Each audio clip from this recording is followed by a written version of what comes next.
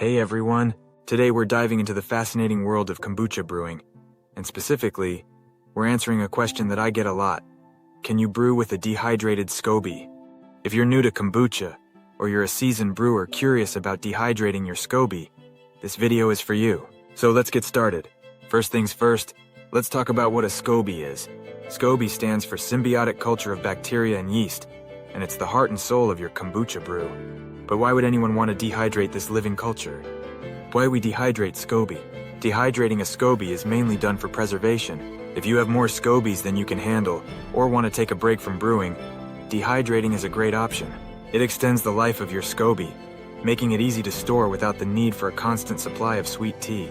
The dehydration process is simple but crucial. You lay the SCOBY on a clean, non-metal surface like a silicone mat or parchment paper, and let it dry out completely in a cool, dark place.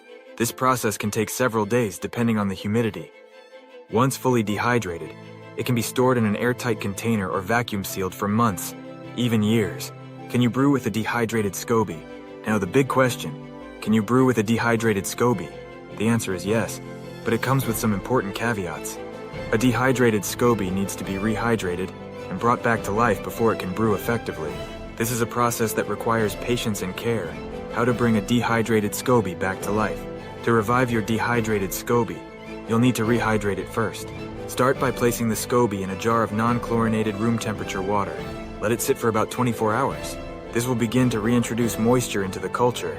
After the initial rehydration, you'll need to prepare a fresh batch of sweet tea, about a quart, and add it to the jar with the SCOBY. Cover it with a breathable cloth and let it sit for at least 2 to 4 weeks.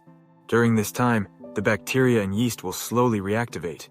You'll notice the SCOBY gradually thickening, and you might even see a new SCOBY forming on top. This is a good sign. The process can take up to a month, so be patient. What can go wrong and how to avoid it?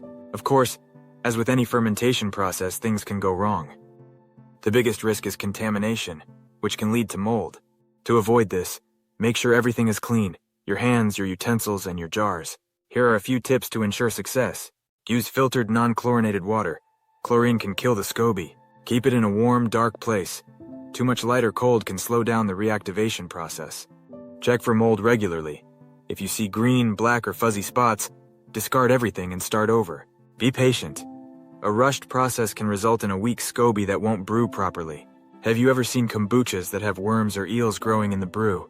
Well, if you don't miss our next video, where we explain why this happens and how to avoid getting worms in your kombucha brew. Final thoughts. So, can you brew with a dehydrated SCOBY?